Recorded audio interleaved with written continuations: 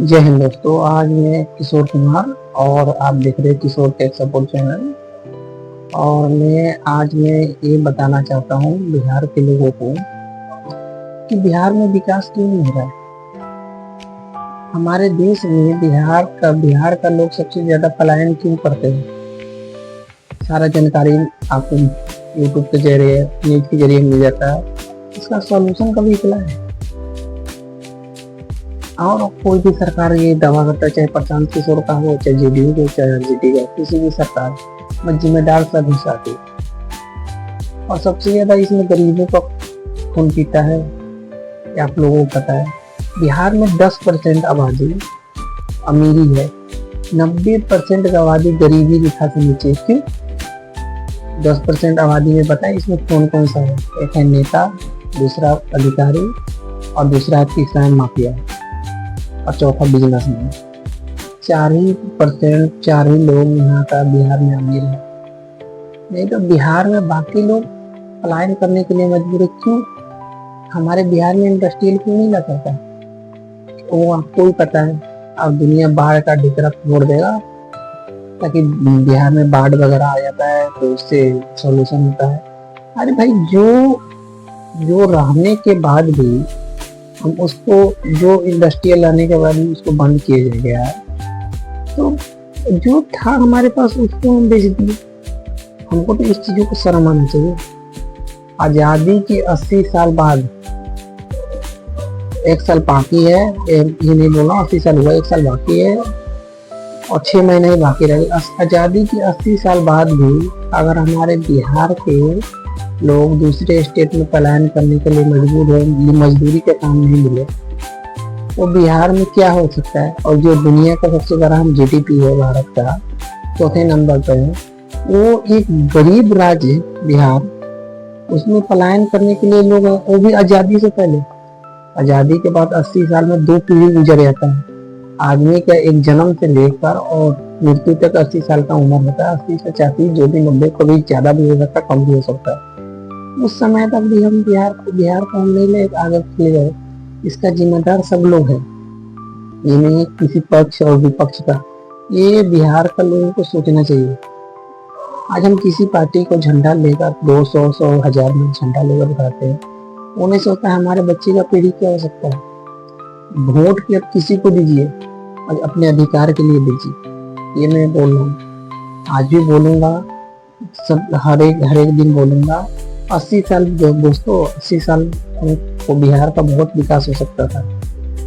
80 साल में बिहार का बहुत विकास हो सकता था। जिस 25 साल में दूसरे स्टेट में लोग पलायन और मजदूरी करने के लिए बिहार से बाहर जाते हैं, वो स्टेट का क्या हाल है। आपको तस्वीर आपको सामने, ट्रेन में जो स्थिति रहता है तो कैसा रहता है। हॉस्पिटल वगैरह का जाकर हाल देख लीजिए। हम लोग तो खुद आंखों से देखे हुए, हमारे को सबूत किसी को देने का जरूरत नहीं, ना कभी किसी को सबूत देंगे, किसी सरकार को सबूत देने। हम लोग खुद अपनी आंखों से देखे हैं। और वर्तमान समय में मैं दोस्तों बता रहा हूँ, अगर असली मुख्यमंत्री का दावेदार है तो वो है खान सर। हम वर्तमान समय में किसी पार्टी पक्ष नहीं तो बोलेगा इस पार्टी का बोल रहा है, उस पार्टी का बोल रहा है, उसका दलाली है, उसका वर्तमान समय में अगर कोई भी अगर मुख्यमंत्री का असली दावेदार है तो है हमारे खान सर है, हमारे टीचर है। आज भी बोल रहा हूँ, अगर कोई भी पार्टी उनको, पार्टी से तो हम नहीं बोलेंगे, पार्टी का तो पार्टी में तो जाना ही नहीं। खान सर अकेला ही बिहार को सुधारने का एक का विकल्प है। और दूसरा जो पार्टी है पक्ष में है था, वो भी अभी पक्ष में। सारा वीडियो में एक एक पॉइंट आपको ब्लैक बोर्ड लेकर नाम लिखकर सारा डिटेल आपको बताऊंगा। ऐसा तो नहीं है नहीं बताऊंगा, सारा डिटेल। इलेक्शन से पहले 17 महीने का सरकार जिनका था, 20 साल का सरकार जिनका है, 15 साल का क्या हो सकता है, कहाँ से लोन है, कहाँ से फंडिंग है। कोई सरकारी नौकरी से आप बिहार को बेरोजगारी कर देंगे।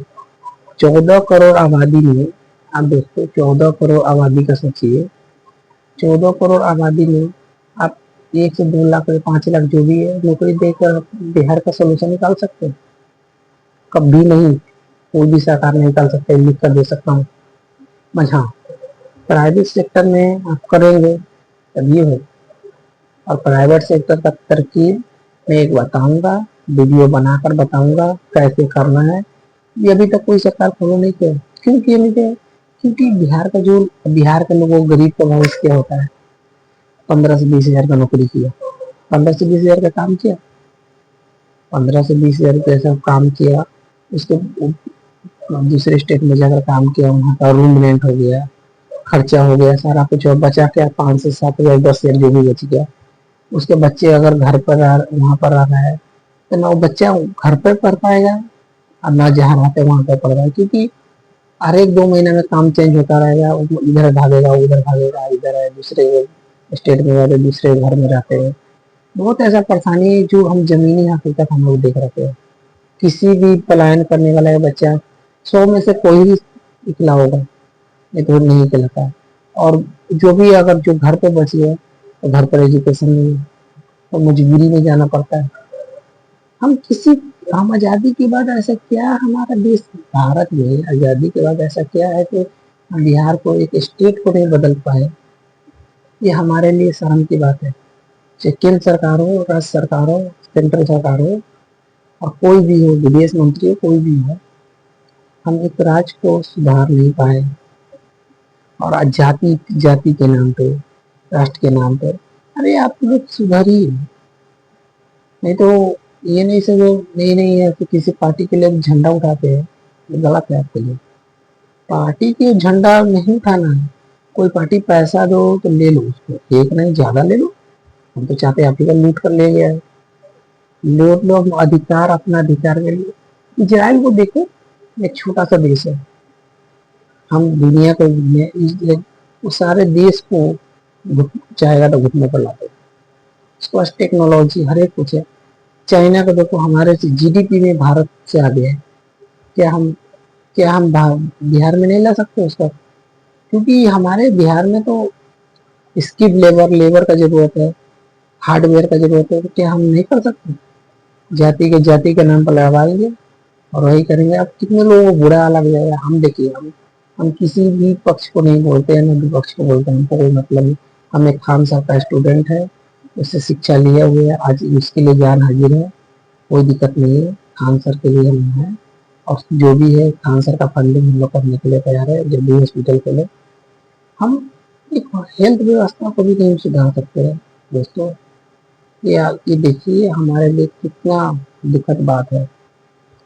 अगर किसी का हम आज़ादी के बाद टैक्स देने के मामले में आगे हैं बिहार